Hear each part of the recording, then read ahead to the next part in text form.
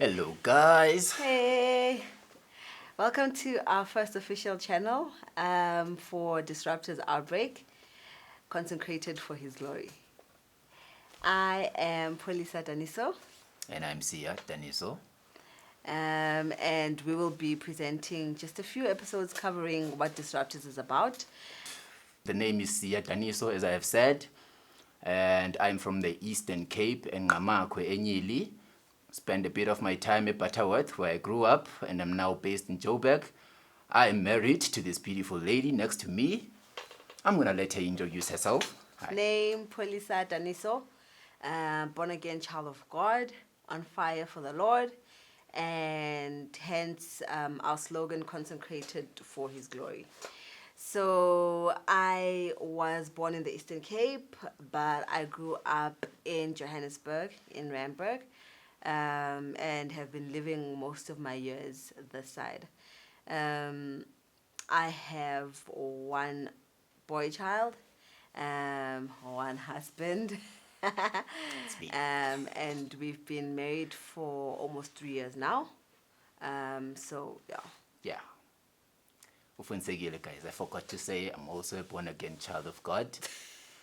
Like I've said, guys, we're just going to spend a bit of time just talking through what it is that we are doing exactly here. And like I have said, the name of the channel is Disruptor's Outbreak. We're just going to take you through with the vision, where it's coming from, and also where it's going. So we're just going to take a few minutes to just unpack it for you on a very high level, what you can look forward to in the next few weeks, in the next few episodes that we're going to be shooting. And we're excited to have you once again. So, Disruptors, babe. Disruptors Outbreak, consecrated for his glory, is intentionally named because we are specifically looking for people who will disrupt in whichever sphere of influence that they're in. That means we need anybody who is interested in actually not being part of the standard quo, but really raising the bar to living biblically principled lives. That is our focus. And that was our inspiration. When we looked around, we saw that we got our inspiration from the book of Matthew 28, which talks about go ye therefore. Teach. Go ye? Go ye and teach. Oh, go ye and teach the people how to follow. Ne? Yeah, how to follow. And that really just captured us. We had been married for the first year, I think, when we just had this burning inspiration. Yeah. But we weren't sure which direction to go. Like he said, we've been praying about it for quite some time now. And the Lord really revealed himself in a vision, I'll say. Just detailing to us exactly what the end product of Disruptor's Outbreak was. We prayed over the name and over the process and exactly what it is that God wanted us to do with this. And in that moment of prayer and all that, we got a revelation which just speaks about going out to the world and teaching each and every person how. That means that in the body of Christ, we teach you how to abide in the laws or biblical principles. We know that the world has its own standard of living, but God also has an expectation of how we should live. And in that moment in time, we realized that we really had to dig deeper if we were to get this right. Correct, yeah. So just to add on what you've just said very well, on the teaching, Matthew 28 is really the verse that we actually call it our founding scripture. And that's really what is the birth or the genesis of Disruptors Outbreak, is to really go into that gap. We want to create an environment that is for spiritual development. We want to teach, and the mechanism or how we're going to go about it is going to differ We're going to do a lot of physical interactions. We're going to do a lot of virtuals, which is what we're doing right now. We are going to anything. We're going to be engaging in a lot of people, subject matter as experts, and also people that are thriving within their spiritual journeys and gifts. We're going to be talking to them. We're going to be unpacking the fivefold.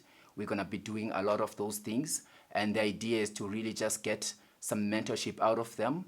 It's going to be both physical and virtual. We're going to be doing, the goal of it is to really impact, is to create a generation of leaders, is to create a disruptive generation for the time that we're living on. It's about people that want to leave a mark within their fields, because part of going is to go into your workplace, go into your business arena, go into your sport, whatever you are going, you need to go and remember that you've got a kingdom agenda, a kingdom mandate that you need to go out there and fulfill. And that's where we are. We're going to be sitting with people, the testimonies that are going to be shared in this space, the practical experiences, all those things that are going to help us just equip our minds, equip our spirits. That's what we're going to be doing. So you can look forward to a lot of that content. You can look a lot forward to Disruptor out there in terms of seminars and physical conferences that we're going to be hosting. I don't want to get into a lot of detail. Yes. So when we talk about vision, Yeah. what comes to mind when you think about a disruptor's vision? Yeah, Disruptor's vision. Yes. Look, a disruptor's vision, I mean, I think for me, by definition, a disruptor is somebody that I would like to call, perhaps say, an outlier. It's somebody who perhaps is not satisfied. Okay. You've got to believe that there is a better way of doing something. It's not to say that you must question everything and every process, but it is a belief, for me, a founding mentality of a disruptor is a belief that something could be done better, something can be better. It is looking within it and finding that I can be part of a solution of making it better, unapologetically so. Maybe we could say disruptors challenge the traditional mindset. Definitely.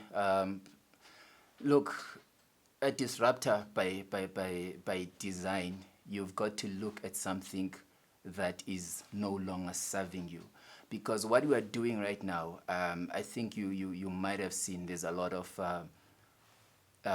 call it, I'll make an example of something. We had the tent in terms of evangelism. We had the tent era where we were pitching tents.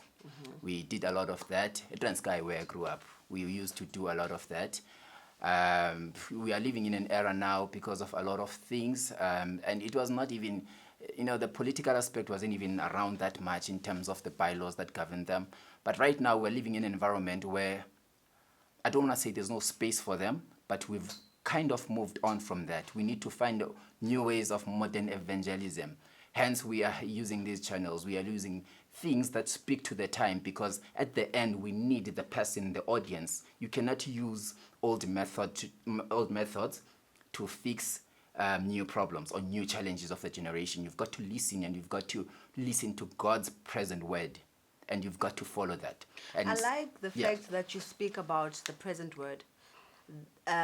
Reason being, there's a thin line between being relevant worldly, but also knowing that this is the direction that the Lord wants you to take.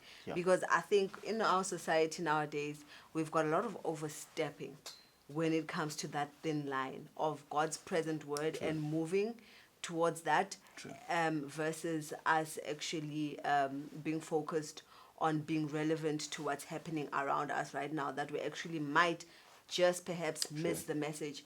So, I mean, when it comes to that, how do we then make that balance when it comes to our visions, making sure that we don't lower our standards with being too creative or being too or wanting to fit in or wanting to be relevant to everybody, that we actually miss what the Lord or who the Lord wants to actually impact. True. So how would That's actually a very important thing you are raising, because I think that's really a part of why my point earlier, I mentioned teaching, I mentioned learning, and I think our generation of Christians, I think we are probably, we are gifted. I'm not going to say we're the most gifted. We are gifted. God has been giving gifts from generation to generation. Mm-hmm.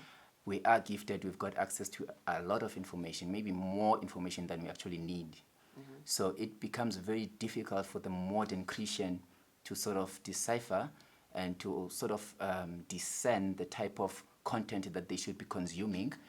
And I think that's where it is. That's where teaching comes in. From my church, I'm not going to mention the name of my church, but we've really got a very conservative way in terms of how we approach the subject of teaching. And I think that's where it has to be. The method doesn't have to be conservative, but the principles do not change. They remain the same. So it's really teaching. For me, it's really teaching. A lot of time has to be spent in teaching, because I know that I have a gift. I know that you've got a gift. But the reality is that the gift needs to be nurtured. The gift you need to be able to separate. Discernment comes with, number one, prayer, and also being taught. You need to be taught. Your gift cannot really survive on its own. You've got to have that intervention, and it has to be passed down from generation to generation. And that's how I would take it. I don't know. What's your take? My take is that really we, when it comes to attacking or doing or living out your vision that was given by God, it's very important to, first of all, it's like you said, spend time in prayer. Yeah. Because a lot of time when you're in prayer, you sort of develop humility. True. You develop sensitivity, to God's direction as well, which is very important. Because when it comes to vision, we see most of the times it's young people versus the older generation. True. Because of how they want to do things. And then it comes to question of fearlessness. Are we fearful? Are we fearless? Because as a disruptor, you need to be fearless. But at the same time, that disruption shouldn't cause more chaos, or it shouldn't be disrespectful to your leaders. So the Lord should give you some sort of strategy, I mean, let me know.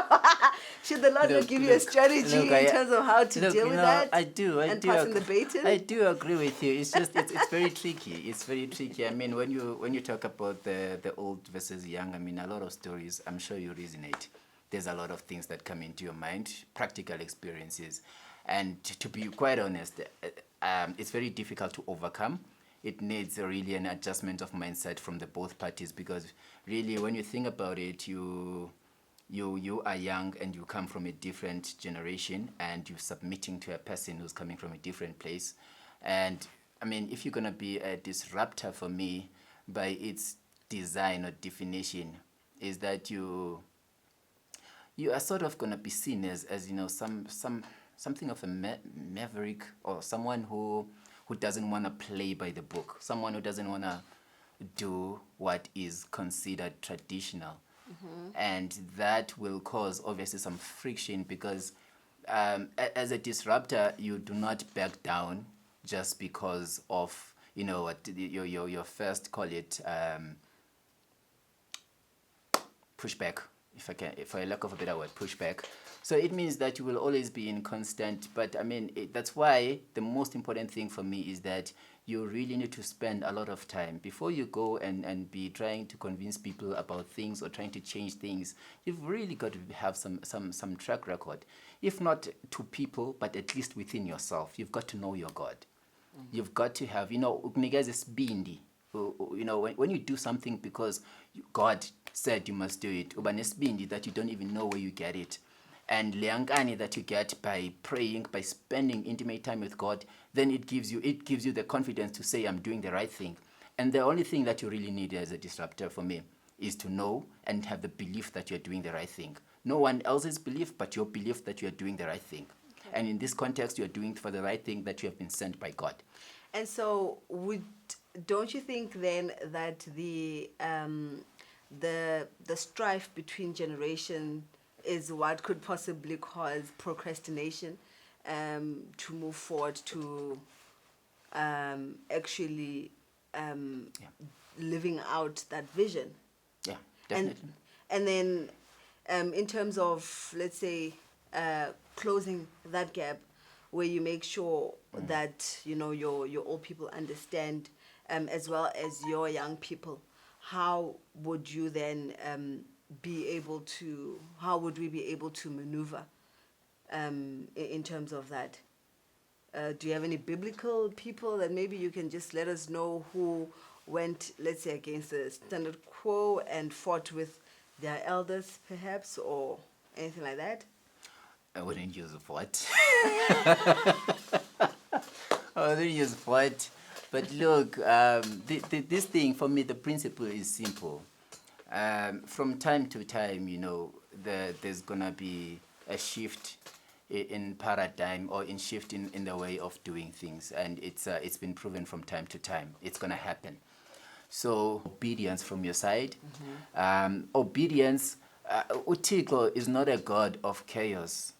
Is not a God who wants you to fight with your church leader, who wants you to cause chaos in his name. You've got to be respectful while you're going about your business. Those people have been called by God to actually look after you as a person. You might not see it, but it's really about praying. A lot of these things are solved in prayer. We do not have power to persuade people. We have the power to go before God and say, so that they can get things. They can sort of get the mindset of the young people, because we've got learning to do. They also have learning to do from us, because we are the foot soldiers that are going to preach to this generation. They preach to us. That's why we are here in this place here. Yeah. But also, I do believe that it's also about timing. Your timing is very important in all of this. When to do things. It's the exact same reason why Jesus, when his mother had sent one of the men to say, come, there's no wine. And his response was, my time has not come yet. So understanding when the perfect time is will also assist us in terms of that shift back, because people can push back for so long until they get the true revelation of exactly what it is God wants to do or is doing in a particular time. True. So God is truly about time. Time is very important. Hence, when we say you need to move, it's important, because when we're saying go ye, you have to be found at a place that you should be at any given time. And if you miss moving when you're supposed to move, unfortunately, you won't be able to have access to that resource that was put there for that time and that person. And everything is time bound. You have to be found. You have to be found doing what you're supposed to be doing at a time. And we can talk to disobedience and from Moses, the reluctance and all of those things. There is a cost with disobedience. There is a cost. It's not something that I'm called and then I got lazy to do it and there will be no repercussion for it. There is a repercussion for it, and unfortunately you cannot. It's not time you can pay back. No, we're supposed to do for something anytime. You fail to do it, unfortunately that's it. It's registered, it's a failure. You couldn't be there at the time. Yes. But I just want to leave it at that. Yeah. There is hope to still continue. You can pick up today and do what you're supposed to be doing, because we are not going to be prisoners of our past, but you've got an opportunity right now to just go and do what you're supposed to be doing. Okay, perfect. So wrapping everything up, Disruptors will continue. This was just our first session. We will continue. We are also teaching ourselves as we continue journeying on the path of disruption and also on the path of being fully consecrated for His glory.